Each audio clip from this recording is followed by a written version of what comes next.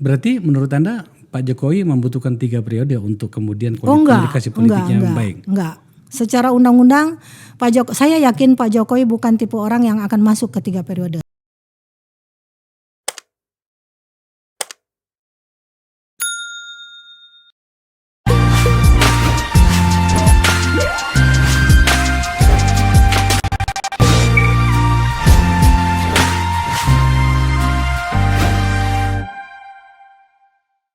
Ada banyak kegamangan di ruang publik ketika komunikasi itu macet. Turunkan levelnya, ada banyak kebingungan ketika komunikasi itu tak tersampaikan dengan cukup efektif. Singkat cerita, terutama di ruang politik, sangat dibutuhkan kemampuan untuk membahasakan pesan apa yang ingin Anda sampaikan.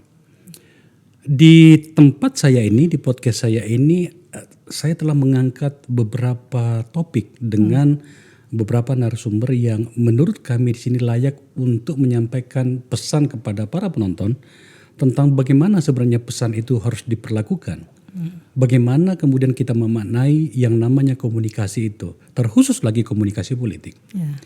Saya mengundang sahabat saya, seorang pengamat komunikasi politik, Anda sering lihat di TV, Lely Aryani, seorang dosen dari Universitas Nasional yang kebetulan baru saja meluncurkan buku komunikasi politik. Buku bagus. Saya baru mendapat dari beliau, tapi beberapa bagian telah saya baca. Tentu saja saya paham, sedikit paham maksud saya, formula yang sedang ditawarkan di sini. Sebab saya adalah bagian dari politisi yang sering melakukan komunikasi itu. Tapi alangkah baiknya kita berbicara dengan beliau. Ma'am, makasih ya sudah datang ke sini ya. Makasih Bang, udah diundang. Sehat Bang? Sehat, alhamdulillah. Udah lama gak dengar suara Abang. Lah iya kan kita pensiunan kan. Kalau pensiunan itu harus tahu diri, minggir, membuat panggung sendiri. Padahal sebenarnya tengah menepi melakukan sebuah gebrakan ya. Ini adalah panggung yang saya buat agar kemudian saya masih bisa melakukan apa yang mungkin saya pahami dan saya share kepada publik. Begitulah mungkin yang terbaik yang bisa saya lakukan sebagai seorang pensiunan. Tapi kita mau bicara soal komunikasi politik nih. Ya, itu bidang saya ya kebetulan. Apa sebenarnya yang terjadi dengan kemampuan komunikasi para politisi kita? Karena kan dia menyebutnya komunikasi politik. Berarti ada komunikasi dan ada politik. Ya. Yang berkomunikasi itu pasti kan para politisi. Ya. Apa yang terjadi dengan kualitas komunikasi politik kita, politikus kita? Kalau misalnya kita surut ke belakang sebentar tuh Bang ya, itu kan ada beberapa temuan yang pernah dilakukan oleh para peneliti termasuk insider. Pramono Anung, Abang ingat ya? Nah, Pramono Anung justru menemukan dia sebagai politisi meneliti politisi lainnya. Jadi insider sifatnya. Dia menemukan ketika mereka masuk ke sana yang menonjol kemudian adalah kepentingan individu dibandingkan kepentingan kelompok, dan kepentingan kelompok jauh lebih menonjol daripada kepentingan masyarakat. Nah, berangkat dari sanalah kemudian mereka-mereka yang ada di sana, orang-orang terhormat itu kemudian seperti tidak menemukan bagaimana harus mengelola pesan ketika mereka mewakili rakyat. Satu-satunya yang pernah saya sampaikan menjadi proposisi abadi saya tuh Bang, bahwa mereka semuanya itu tidak punya model komunikasi politik.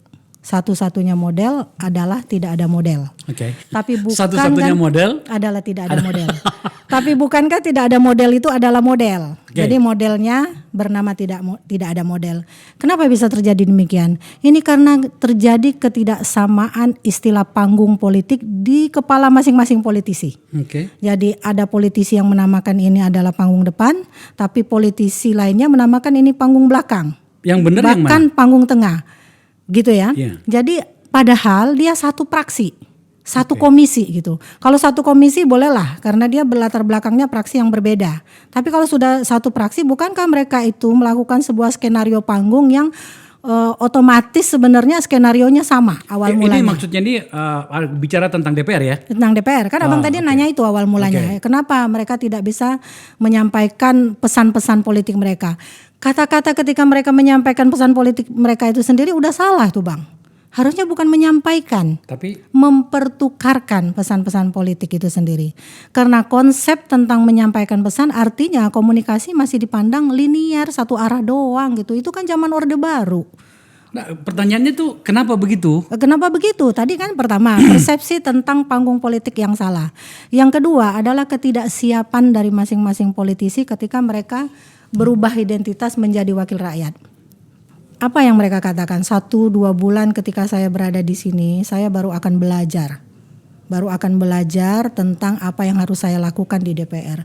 Kan itu nggak boleh kata-kata itu disampaikan. Harusnya mereka langsung tancap gas bilang, inilah saatnya saya mempraktekkan kemampuan politik saya, kemampuan komunikasi politik saya, sehingga konstituen saya bahagia melihat saya. Yang terjadi baru 1 bulan dilantik, HP nomornya langsung berubah. Ya kan, sehingga jarak komunikasi antara yang memilih dan yang dipilih itu selesai ketika yang dipilih itu terpilih. Itu yang terjadi. Karena itulah mereka gamang. Mereka yang hadir ke sana itu terjadi culture shock. Jadi gegap budaya juga, Bang. Mereka yang semula tidak pernah bicara tiba-tiba harus bicara. Saya menyaksikan beberapa tokoh, nanti pasti Abang tanya tuh siapa yang misalnya yang dipandang komunikasi politiknya cukup memuaskan banyak pihak maupun di rapat kerja atau dengan konstituennya. Itu contoh-contoh yang disampaikan oleh banyak orang masuk juga ke saya ketika itu dia saya supaya agak seru obrolan kita ya. Bu Lely itu secara teoritik kita bisa melihat itu bahwa ada banyak anomali yang terjadi. Saya juga sebagai politisi. Makanya saya nggak bicara teoritik kan, saya lihat langsung praktek. Nah aja. Makanya menurut Anda sebenarnya dari yang Anda lihat, siapa saja sih politisi yang menurut Anda itu efektif cara berkomunikasinya, pesannya tersampaikan dengan efektif dan kemudian bisa menginfluence banyak orang dari pesan-pesan efektif itu tadi. Tidak seru kalau tidak menyebut nama. Iya, saya berani sebut namanya karena apa? Kan ini kita awal ceritanya harus berangkat dari reformasi, Bang. Karena fenomena DPR sebelum reformasi dengan sesudah kan berbeda. Waktu zaman Orde Baru semua anggota DPR itu seperti penyanyi keroncong atau penyanyi paduan suara. Sama semua. Semua ketika ditanya Anda setuju gitu kan. Setelah reformasi suasana langsung berubah. Saya menyaksikan langsung waktu itu ketika adanya pembentukan praksi utusan daerah. Yang kemudian berubah ya. Waktu itu ada praksi ABRI masih ada, pembentukan praksi utusan daerah.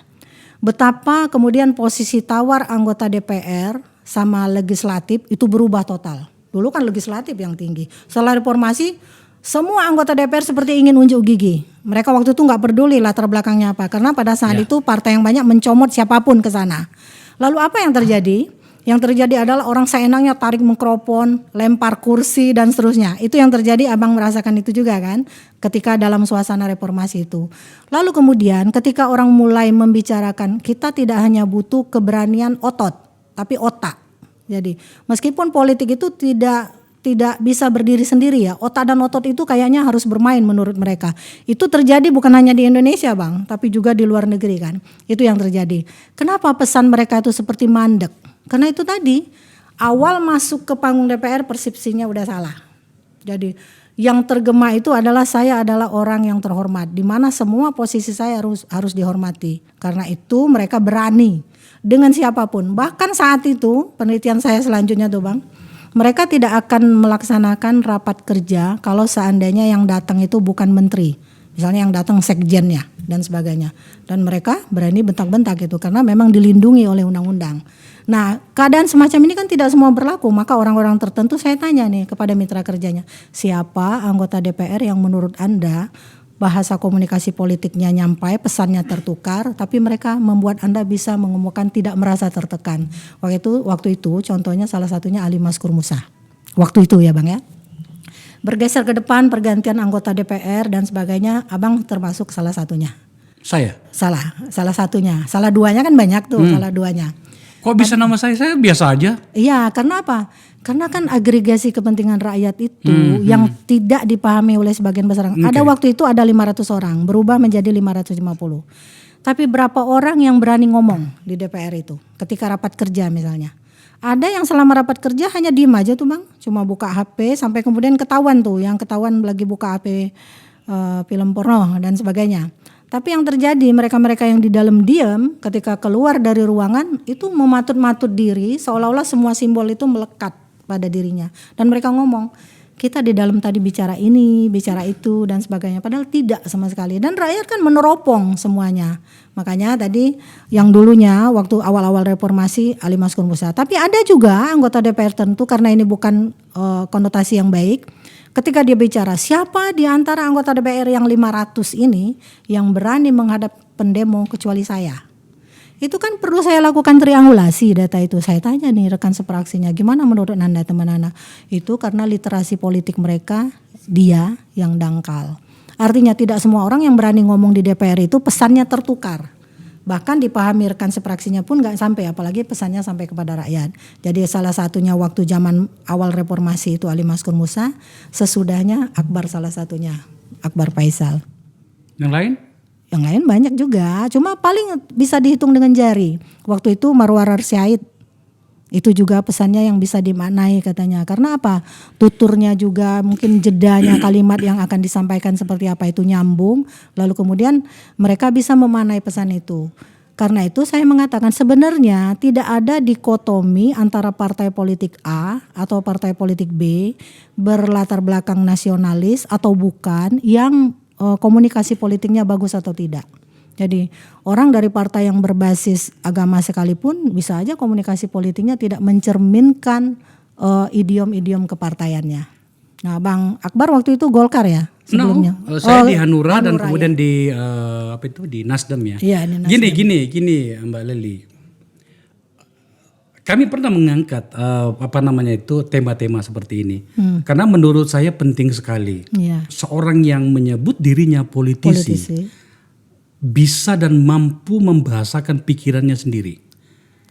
Pengamatan saya sebagai seorang politisi, kegagalan terbesar seorang politisi itu adalah ketika dia gagal menyampaikan dan menggambarkan pikirannya sendiri.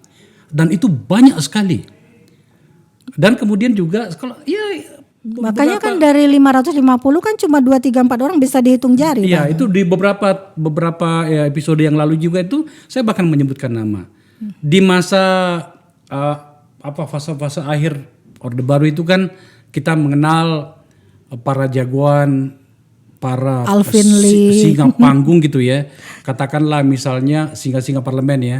Dulu ada Aisyah Amini sebelumnya. Aisyah Amini, kemudian Fatimah Ahmad, kemudian dari Golkar Tajudin Nur Said, Ibu Marwah Daud Ibrahim. Ya kan? Termasuk dulu Theo Sambuaga. Pak Theo Sambuaga, kemudian bergeser tadi di PAN AM4WA waktu itu. AM4WA, Ali Maskur Musa. Kita harus menyebut nama-nama ini semuanya. Karena kita kadang-kadang kesulitan menyebutkan nama gitu ya.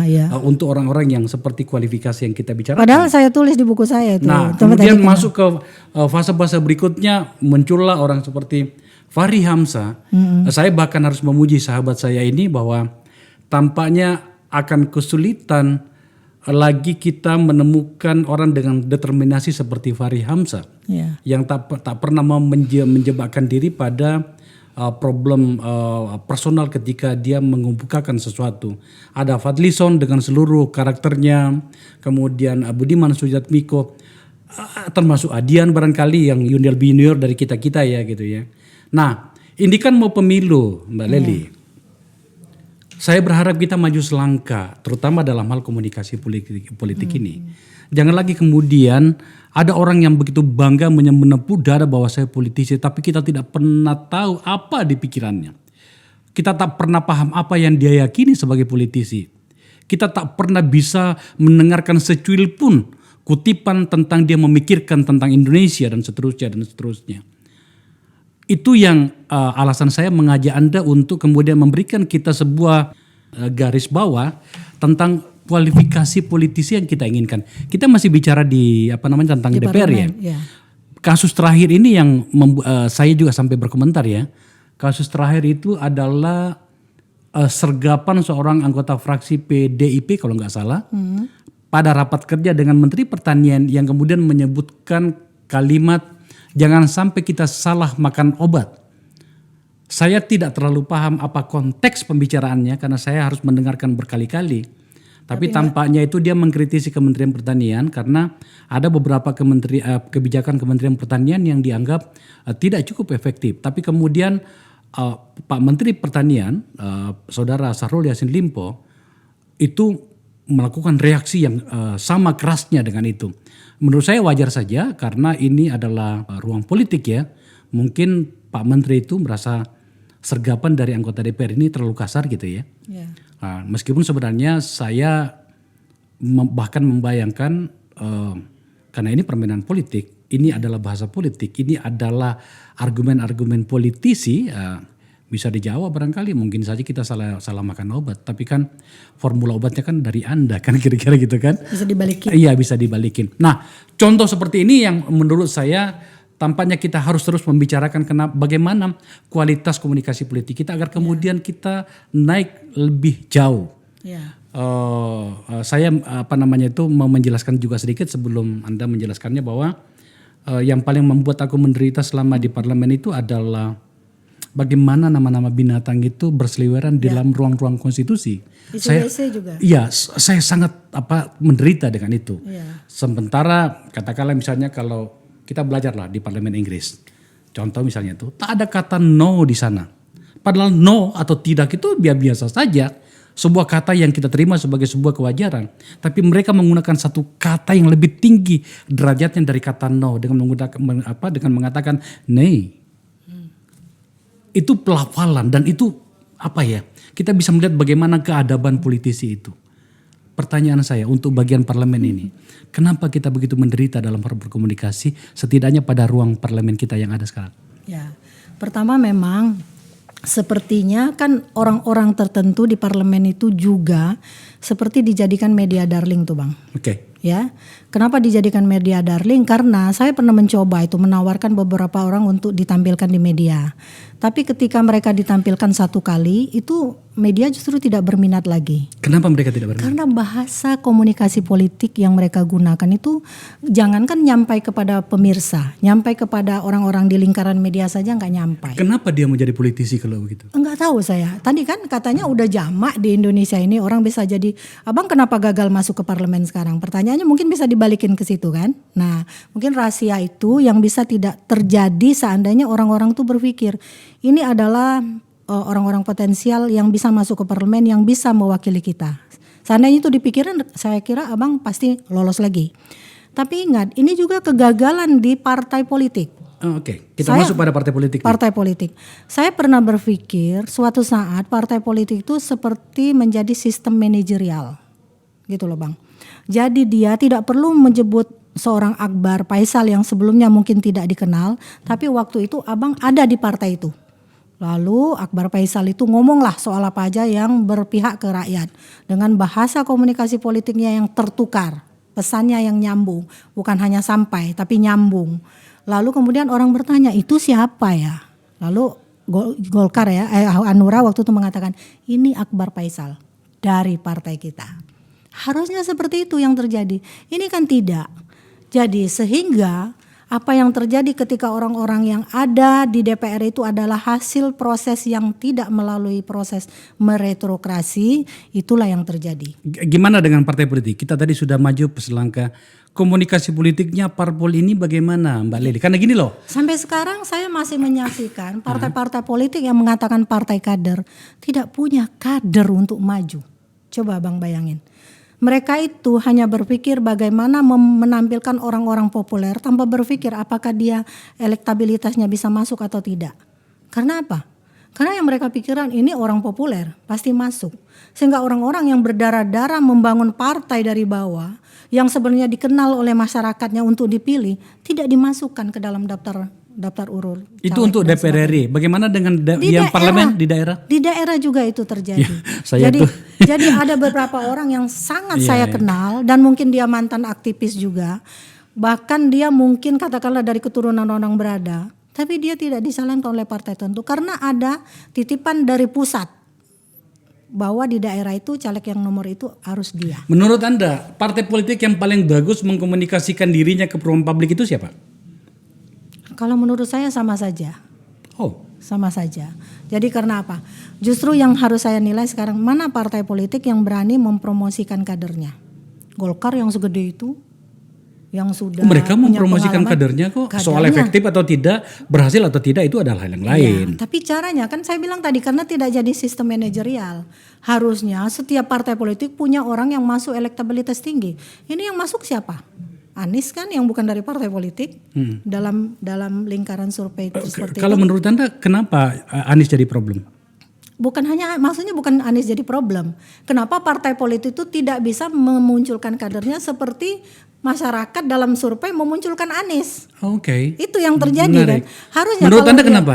Karena partai gagal menjadi partai kader, gitu loh. Seandainya dia melakukan sebuah hal yang saya katakan sistem manajerial tadi, dia benar-benar memanajemenkan itu anggota-anggota partainya sehingga ketika muncul orang tahu, wah ini Golkar. Kalau dibalik, kenapa orang seperti Anies misalnya dengan elektabilitas yang tinggi, disukai orang itu, kenapa tidak mau berpartai? Karena dia sudah berproses sebelumnya tanpa partai. Tapi sebenarnya yang mencalonkan dia adalah partai. Dia nanti akan berpartai. Banyak kejadian di daerah, Abang bisa melihat ketika dia mau calon dia terpaksa berpartai. Terpaksa atau tidak dia pasti akan berpartai, seperti itu. Jadi artinya siapapun dia, karena negara ini ditentukan oleh partai politik, Bang. Kita mau memilih presiden dan wakil presiden itu sudah ditentukan lebih dulu calonnya oleh partai politik. Rakyat itu hanya memilih yang sudah ditentukan oleh partai politik. Itu satu. Kita mau memilih wakil kita di DPR sudah ditentukan oleh partai politik. Bukan kita yang mencalonkan mereka, kita hanya memilih yang sudah ditetapkan oleh partai politik. Mau memilih wali kota, bupati, atau gubernur, siapa yang menentukan? Partai politik. Jadi yang menentukan negara ini partai politik. Kenapa partai politik tidak mau berinovasi? Mencetak kader-kader potensial sehingga tidak perlu orang yang di luar partai yang mereka lirik. Atau dia melirik orang di luar partai, direkrut ke partainya dulu. Sehingga dia bisa membayangi identitas lain yang ada di partai. Kalau orang-orang yang diincar tidak mau gimana? Iya nggak mau, itu kan soal karena pendekatan komunikasi politiknya yang nggak masuk, nggak nyambung. Bukankah komunikasi politik itu tidak lagi dikonsepsi sebagai komunikasi yang bersifat linear, tapi interaksional, konvergen, sirkuler, bahkan transaksional. Dan itu Abang alami. Anda kan seorang ahli, nggak asik kalau kita tidak membuat sebuah catatan kritis. Iya. Partai-partai politik kan setidaknya kalau kita mau bicara partai kritik yang saya ada tadi sudah satu di parlemen ya. Kegagalan partai politik. Ya oke, satu. Nggak, yang saya maksud begini. Ini kan ada partai-partai di parlemen nih. Iya.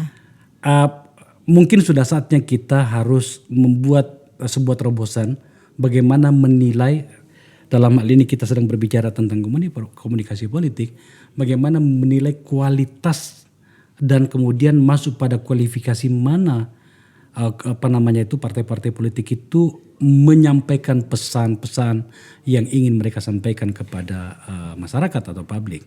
Ya. Kalau dibuat pemeringkatnya oke. Menurut Anda partai mana yang paling bagus komunikasi politiknya? Oke. Sebenarnya kita harus berangkat dulu dari kualitas keterwakilan. Oke. Nah, kualitas keterwakilan mereka itu di DPR, meskipun orang-orang tertentu juga misalnya Abang populer dan sebagainya, kan tidak dianggap bagus. Okay. Beberapa survei yang mengkaji tentang parlemen, jadi Formapi dan sebagainya itu kan menunjukkan paling banter kualitas perwakilan 60%. Abang bayangin itu ya. Artinya bagaimana membentuk dan menyatakan bahwa komunikasi politik mereka baik kalau kualitas keterwakilan sudah tidak baik. Itu satu. Tapi ada ukuran lain. Survei-survei kepuasan publik yang menunjukkan bagaimana mereka percaya terhadap partai-partai tertentu. Saya ingin mengkritik Demokrat misalnya. Kenapa di 2 periode kepemimpinan Pak SBY justru mereka terjerembab dari nomor urut 1 ke nomor urut 6 ya. Kalau tidak salah, ke 6. Kenapa? Karena mereka dianggap tidak pandai mengkomunikasikan pesan politik apa yang mereka inginkan dan sudah lakukan selama 10 tahun pemerintahan SBY. Tentu saja kalau diukur dari survei ya, karena survei terbaru juga menunjukkan PDIP seolah-olah PDIP adalah yang kualitas keterwakilannya dan kualitas komunikasi politiknya bagus. Karena saya juga belum melakukan survei lain. Tapi pada orang-orang tertentu belum tentu partai politik yang dianggap bagus oleh masyarakat orangnya juga bagus kan, seperti itu. Itu partai politik. Ya. Kita sepakat dalam banyak hal, Ibu Lely Aryani, soal komunikasi politik parpol. Ada banyak problem-problem di sana. Saya kan masih orang parpol. Iya. Saya sekarang masih orang parpol. Nasdem. Ya, Nasdem gitu ya. Nah, saya kenal hampir semua orang Nasdem. Ya. Nah, sekarang kita masuk ke pemerintah. Kita masuk pada ujung pembicaraan kita.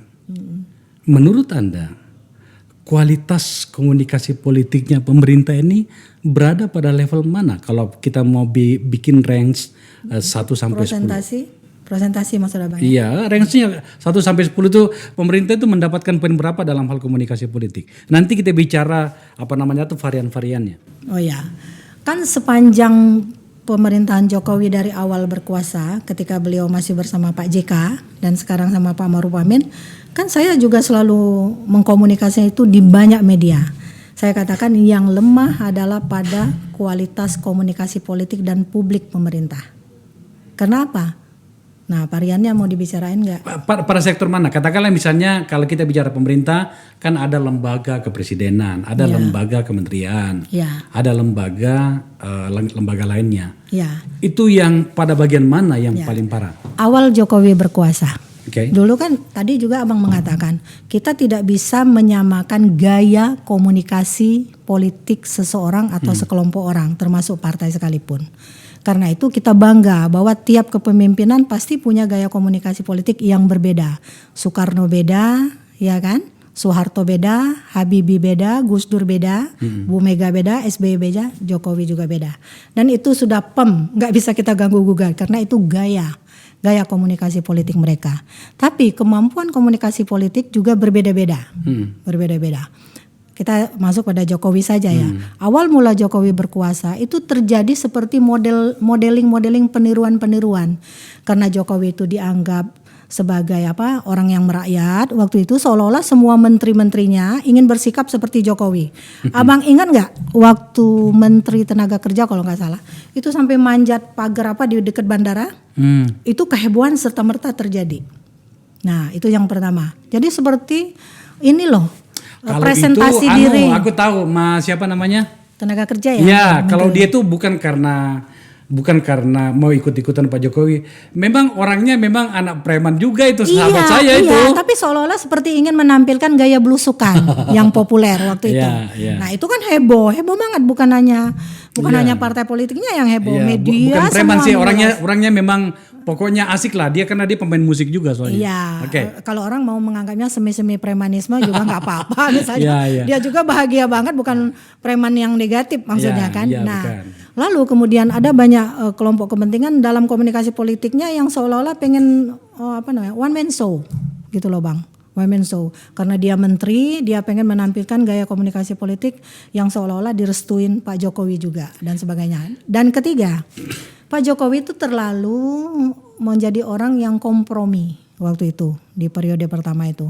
Jadi seolah-olah apa yang dilakukan oleh menteri-menterinya yang berseberangan dimaafkan. Padahal itu orang menyalahkan dia sebagai menteri yang tidak tegas, sebagai presiden yang tidak tegas dan sebagainya. Itu periode. Gini loh, saya tentu saja sedikit agak paham. Pak Jokowi itu memang bukan orang yang terbiasa berbicara. Iya. Terutama pada periode pertama. Iya. Itu sekarang udah lumayan beliau. Benar. Iya, dan saya yakin Pak Jokowi mengakui itu. Iya. Nah, tetapi yang saya maksud begini. Kalau kemudian presiden sebagai pemimpin puncak tak cukup efektif untuk menyampaikan sebuah pesan, kan setidaknya para pembantunya yang memperbaiki kualitas itu. Iya, itu yang Dilala sayangnya pada banyak contoh, banyak bagian kita lihat ini malah menambah kebingungan kita seperti ada kegamangan atau bahkan kebingungan bagaimana sih harus melihat mempresentasikan pikiran itu gitu. Ya. Menurut Anda gimana? Iya, jadi karena kebingungan yang Abang bilang tadi, Pak Jokowi memang bukan orang yang pandai bicara gitu kan. Makanya dibilang aku selalu dengan simbolnya yang aku rapopo. Aku rapopo katanya. Sehingga menterinya tadi seperti juga bingung kan, sepertinya bingung. Lalu udah deh aku ambil jalan ini sebagai presentasi diri pembantu Jokowi gitu loh. Dengan cara ini mungkin beliau akan senang. Sehingga terjadilah tuh gontok-gontokan antar menteri, ketidaksamaan. Ini ngomong di media seperti ini, yang B ngomong seperti ini. Padahal itu berbeda. Nah itu kan menambah kebingungan publik. Benar yang Abang bilang, harusnya mereka yang mempresentasikan diri sebagai seorang pembantu. Yang pembantu itu tidak boleh bertentangan dengan, kan tidak ada program menteri, yang ada adalah program presiden. Nah, kenapa mereka tidak bisa mempresentasi? Mereka orang-orang hebat. Seandainya abang yang jadi menteri, kira-kira bagaimana? Pertanyaan saya juga gitu. Apa yang akan abang lakukan? Komunikasi politiknya seperti apa? Sehingga bisa membuat senang, kan relasinya masih patron klien loh bang. Antara Pak Jokowi sama pembantunya. Bagaimana menyenangkan si patron? Kan kita klien. Menteri itu adalah klien. Jadi menurut Anda pada pemerintahan periode pertama Pak Jokowi, komunikasi politiknya enggak? Bising. Okay. Kalau dalam ilmu komunikasi kan ada noise. Kalau ini bising. Makanya saya bilang ini bising komunikasi politik. Dan saya tulis itu. Bisingnya enggak apa-apa bising kalau berhasil. Berhasil karena bisa periode kedua kan? Itu bukan, dibuktikan. Kita bicara periode pertama. Ya. Bising tapi berhasil atau bising tapi gagal juga? Ya, dianggap oleh sebagian besar masyarakat. Survei Kompas kan menunjukkan itu waktu itu. Bahwa terjadi kekacauan komunikasi publik di pemerintahan Jokowi waktu periode pertama. Periode kedua? Tapi mendekati periode kedua sudah mulai berubah kan, tensinya udah mulai berubah. Periode kedua di awal-awal terjadi hal yang sama. Kalau enggak mungkin Pak Jokowi gonta-ganti menteri juga. Sekarang meskipun desakan. Sampai sekarang? Sepanjang pandemi itu juga terjadi. Tapi kemudian ya karena menteri-menteri kan harus mampu juga mempersepsikan kepentingan publik. Demo tentang Undang-Undang Cipta Kerja itu bagian dari kebisingan yang juga terjadi di pemerintahan Jokowi. Karena banyak yang menerjemahkan, menterinya juga bagaimana mengabarkan itu, memperjelas itu kepada publik juga tidak sama persepsinya. Tapi terakhir kemudian memang didukung. Didukung karena ya dukungan parlemen. Nah masalahnya juga parlemen ini pertanyaannya bang. Oke, kita udah tinggalkan tadi itu. Pertanyaan terakhir dari saya. Balik lagi ke mereka sebenarnya. Pertanyaan terakhir dari saya. Berarti menurut Anda Pak Jokowi membutuhkan 3 periode untuk kemudian komunikasi politiknya baik? Enggak. Secara undang-undang saya yakin Pak Jokowi bukan tipe orang yang akan masuk ke 3 periode. Satu. Saya waktu itu sempat berpikir kepada para pengamat, para pakar, panelis, kenapa sih Anda membicara soal 3 periode? Bukankah pendukung utama Pak Jokowi itu adalah PDIP? Kalau PDIP yang beriak pengen 3 periode, kita boleh cemas. Tapi periode itu sendiri sudah menunggu giliran kadernya yang lain. Artinya komunikasi politiknya PDIP pada kasus 3 periode presiden itu berhasil. Berhasil, sudah jelas dia itu. Dan kader-kader PDIP sudah menjelaskan kepada publik. Tapi dasar pengamat, beberapa tokoh yang belingsatan ini saya bilang coba memberi pencerahan pendidikan politik pada masyarakat. Artinya seorang Lely Aryani, pengamat komunikasi tidak politik, percaya bahwa akan tidak setuju. Tidak setuju dan tidak percaya bahwa Pak Jokowi akan 3 periode. Mbak, makasih ya. Ya, terima kasih Bang. Sukses. Kita berbicara tentang hal yang kadang-kadang kita anggap sepele, tapi sangat penting sekali. Substantif. Dan dalam komunikasi politik itu saya tutup how elegant can you go. Saja. Terima kasih Bang. Ini bukunya nih. Nggak apa-apa untuk kalau di tempat saya ilmu pengetahuan seperti ini boleh dipromosikan. Saya berikan ruangnya untuk Mbak Lely dan buku ini juga saya dapat dari beliau sudah ditandatangani. Terima kasih ya. Dan buku ini bukan hanya bercerita tentang praktek politik yang kita bahas barusan Bang, tapi juga bagaimana memadukan antara teori dan praktek yang sering tidak ketemu. Gitu. Artinya Anda ingin mengatakan 2024 kepada kalian yang pengen menyebut diri politisi, baca buku ini. Atau memilih jadi politisi, baca buku ini. Baca buku ini wajib. Tidak gagap. Banyak yang gagap ya? Banyak yang gagap. Dan ingat komunikasi politik tidak lagi bisa disampaikan secara linear, tidak dipersepsi sebagai komunikasi linear, tapi konvergen, sirkuler, interaksional, bahkan transaksional. Baik. Demikian diskusi saya dengan Lely Aryani. Anda sering lihat di TV. Sampai bertemu pada topik yang lain.